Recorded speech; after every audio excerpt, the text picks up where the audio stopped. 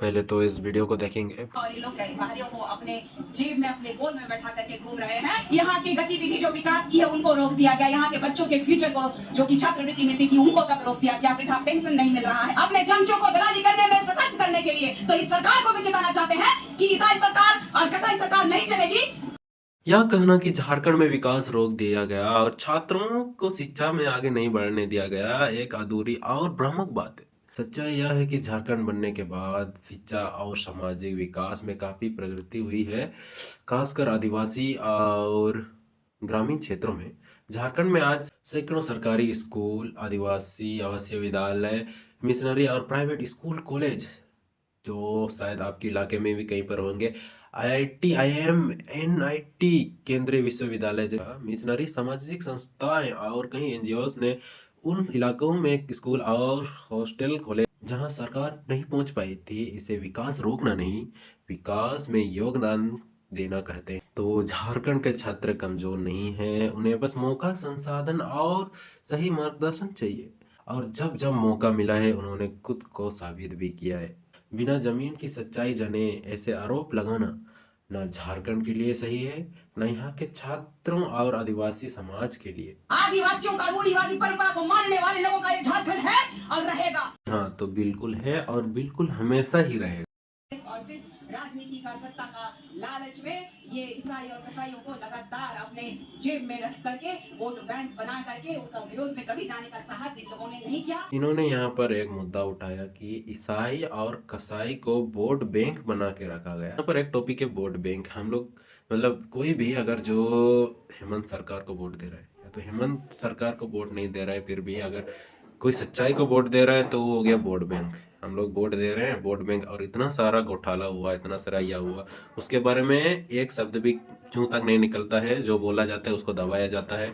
और यहाँ पर सच्चाई को जानने के बाद हम लोग जब वोट देते हैं किसी चीज को, कहा हाँ ये करेगा ये करेगा, तो वो चीज बड़े मतलब निचली सोच के साथ वोट बैंक कहा जाता है। इसलिए इस राज्य की सरकार के विरोध में भी हम कहते हैं कि ये लोगों को स्वतः गद्दी छोड़ देना चाहिए, क्योंकि इसी सरकार में देखिएगा कि चारा घोटाला देख लीजिए, और उनके लालू जी के परम मित्र उनके पिताजी रहे।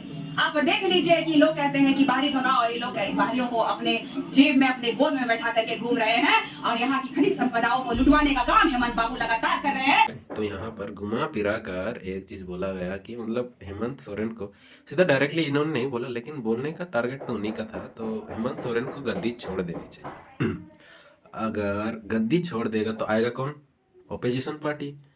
आखिरी सवाल मेरे विरोधी हैं कि आप लोग नवंबर और दिसंबर का ही महीना क्यों चुनते हैं हर साल ये डिलिस्टिंग का मुद्दा उठाने वाला?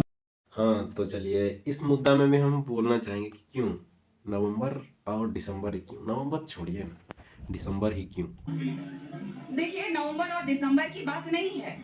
आप अभी लगातार देख रहे हैं कि पेशा अधिनियम कानून लागू करो को लेकर के मैंने पैदल यात्रा किया था। राज्य में जो बात होनी चाहिए हमारे परिवेश में वो हो ही नहीं रही है ना। आप देख लीजिए 28 विधायक हुए जो हमारे लिए सुरक्षित सीट में, अगर 10 धर्मांतरित ईसाइयों का प्रभाव है तो हम ईसाइयों का प्रभाव है हमारे लिए कितना बड़ा दबाव वो डाल रहे हैं। तो मुझे जहां तक लगता है कि ये सरकार हमारे लिए कारगर साबित नहीं। यहाँ पर बोला गया कि मतलब 10 क्रिश्चियंस हैं, मतलब जो सीट में बैठे हैं जो जो उसमें से 10 क्रिश्चियन है, इस कारण झारखंड को मतलब खतरा है थोड़ा बहुत, ऐसे कुछ बोला गया। ये लॉजिक मेरे को समझ में नहीं आया। तो क्लियरली बात बोलते हैं, मतलब क्लियरली हम लोग समझते हैं कि सबसे पहले यह समझ लो कि मतलब हम लोग के झारखंड के विधानसभा में कुल 81 विधायक हैं, और इनमें से कुछ जीते हुए लोग ईसाई यानी कि क्रिश्चियन समुदाय से हैं। कि इस बार लगभग 8 ईसाई, मतलब 28 आरक्षित सीटों में से कुछ पर ईसाई समाज के लोग ने जीत दर्ज की है। झारखंड के कुल आबादी में ईसाई सिर्फ और सिर्फ 4.3% है। हिंदू, आदिवासी इसमें आते हैं, सरना हो गया, बहुत ज़्यादा जितना भी आदिवासी जनजाति में गिना जाते हैं ट्राइबल्स में, और मुस्लिम सहित कई समुदाय हैं। ठीक है, मतलब यहाँ कुछ सिर्फ कुछ विधायक ईसाई हैं, तो हम लोग का राज्य का बाकी 95% लोगों को डरने भागने या ओपोजिशन पार्टी की जरूरत महसूस होने जैसी कोई कारण तो नहीं है। मतलब ऐसे तो कोई कारण नहीं है। अगर कोई कह रहा है कि मतलब 10 ईसाई विधायक हैं इसलिए झारखंड खतरे में है, तो यह बात तथ्यों पर आधारित नहीं है भाई। झारखंड में ईसाई लोगों की संख्या कम है, फिर भी अगर वे पारदर्शी तरीके से विधायक बने हैं तो वह लोकतंत्र का हिस्सा है। और मैं ये बोलना चाहूँगा कि मतलब कोई किसी को मन कर दिया, मतलब किसी को मन कर दिया किसी क्रिश्चियन को उठा के विधायक बना दिया, किसी को मन किया उसको उठा के विधायक बना, ऐसे नहीं होता है ना। विधानसभा में चुनाव जीतना धर्म के आधार पर नहीं बल्कि लोक समर्थ, मतलब समझ रहे हो, सब लोग वोट देगा उसको तब जीतेगा, बल्कि लोक समर्थ या कम और उम्मीदों पर आधारित करता है। किसी भी विधायक का धर्म केवल उसकी व्यक्तिगत पहचान और उसका मतलब यह नहीं है कि राज्य के लिए खतरा बने। लोकतंत्र में हर समुदाय का प्रतिनिधि होता है, सब मतलब चाहे वो मुस्लिम हो, चाहे वो क्रिश्चियन हो, चाहे वो आदिवासी हो, चाहे वो निचली जाति का भी हो। आप बंद कीजिए ये धर्म के नाम पर हम लोग को, मतलब पूरा देश को तो बटा ही जा रहा है धर्म के नाम पर। अभी ये झारखंड के अंदर भी हो रहा है। झारखंड में कुछ ईसाई विधायक हैं, या टोटली लोकतांत्रिक प्रक्रिया का हिस्सा है। कोई भी खुद से मैं ईसाई हूँ बोल के वो विधायक या कोई सीट में नहीं आ जाता है। धर्म अलग अलग हो सकते हैं लेकिन काम और सेवा में फर्क वही जनता तय करती है। डर फैलाना और बहकाना राज्य के हित में नहीं है।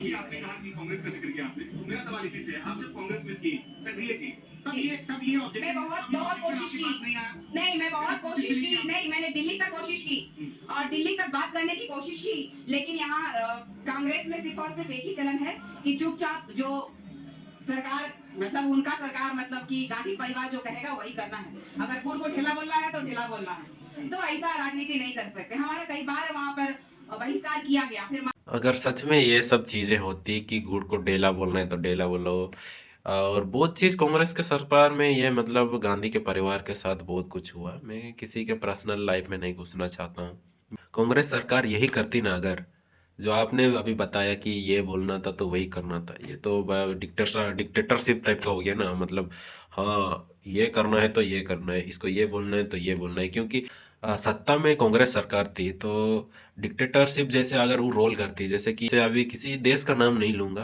पर किसी डिक्टेटरशिप देश में क्या हो रहा है, डिक्टेटर जो बोल रहा है जैसे कि अपना खुद को भगवान बोल दे रहा है तो उसको लोग भगवान मानना ही पड़ रहा है। अगर यही चीज अगर ये गांधी का परिवार करता ना, अभी तक ना बीजेपी आती ना, अभी इतना सालों में कुछ या इधर उधर होता। ये सब नहीं हुआ क्योंकि सब हम लोग जानते हैं ये लोकतांत्रिक देश है और सबको अपना जगह में आने का मतलब अपना जो करने का पूरा अधिकार है, सब कुछ चीज का अधिकार है। और किसी को धर्म के नाम पे बंटना बंद करो, बस इतना ही बोलूंगा। धर्म के नाम पर सिर्फ हत्याएं होंगी, धर्म के नाम बस हिंसा फैलेगा, धर्म के नाम पर बस लोग एक दूसरे से नफरत करेंगे और कुछ नहीं होगा। धर्म के नाम पर देश बंट चुका है, अभी झारखंड को मत बांटो, यही बोलूंगा। क्योंकि धर्म के नाम पर अगर झारखंड को बांटना शुरू किया ना, एक दिन खत्म, पूरा खत्म। झारखंड क्या, धीरे धीरे सारा राज्य खत्म भाई। झारखंड के अलावा भी दूसरा राज्य में यही होगा, क्योंकि हिंदू मुस्लिम तो हो गया। झारखंड के आदिवासी अपने फैसले खुद लेने में सक्षम है।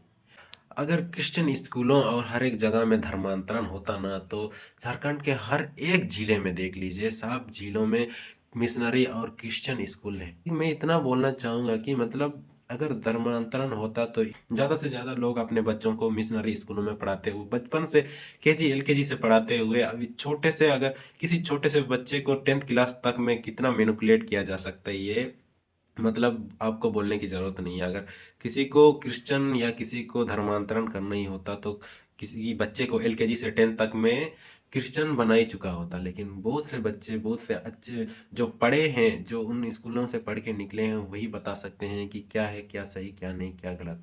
इतना वीडियो के साथ समाप्ति करता हूँ। मेरा वीडियो में अगर कुछ गलत बोला तो इसे आप बताइए कि ये गलत है, इसे मैं सुधारूंगा। ऐसे नहीं है कि मैं गलत नहीं हो सकता हूँ, मैं भी कुछ चीज़ों में गलत हो सकता हूँ, बोला हूँ। उस चीज़ों में गलत हूँ तो आप उस चीज़ को बोलिए, मैं उस चीज़ को दोबारा वीडियो बना के मैं छोड़ूंगा कि मैंने ये गलत बोला था, और उस चीज़ को गलत बोला केवल नहीं, उस चीज़ को मैं सही करके भी दूंगा।